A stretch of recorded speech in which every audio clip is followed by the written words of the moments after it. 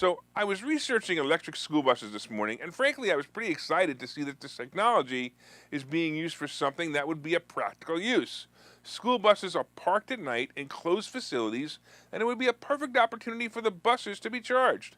The charge, assuming they work out the mileage per bus charge, could last as long as the bus is needed to bring children to and from school. To me, it makes total sense. But when I'm reading the article, it turns out that electric school buses are also prejudice. Yep, who would have thought that an electric school bus would be prejudiced? Well, the Biden infrastructure bill includes grants for those things like electric school buses.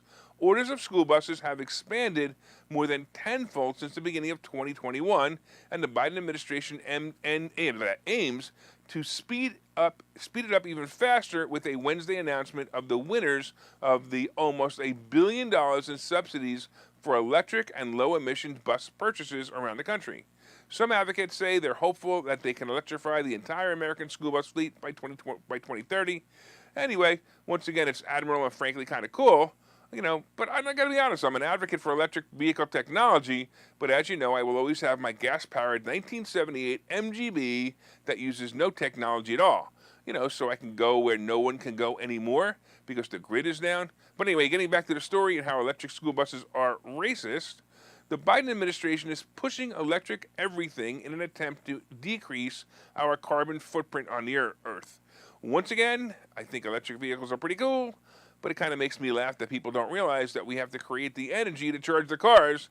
The energy produced will, until made with clean energy like solar or nuclear, pollute the air anyway. But hey, you can't give a Democrat facts. They just come back and call you names. Like racist.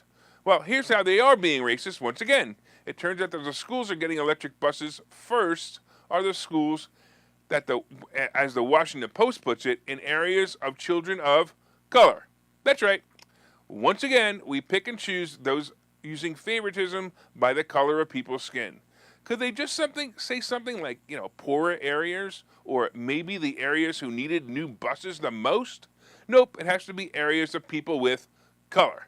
But just remember that according to Joe Biden, poor kids are just as bright as white kids.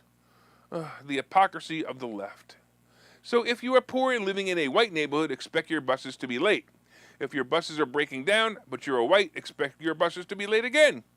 But if you're people of color enjoying the ride, because that's what you're going to be able to do. I did a little more research, and it turns out that the area that ordered the most electric school buses so far was Montgomery, Maryland. They ordered 326 of the shiny new yellow green buses.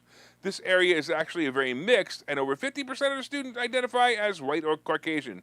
That's right, 50% identify as white or Caucasian. Notice I used the newspeak word in there, in case you missed it. I said they identify as white because they didn't identify as something else, like as a cat or something. Come and think of it, do children who identify as a furry, the kids who think they are pets, do they get to put their head out the window and hang their tongue out as they ride the electric bus? Well, anyway, electric buses will be coming to a neighborhood of color near you, so enjoy the ride.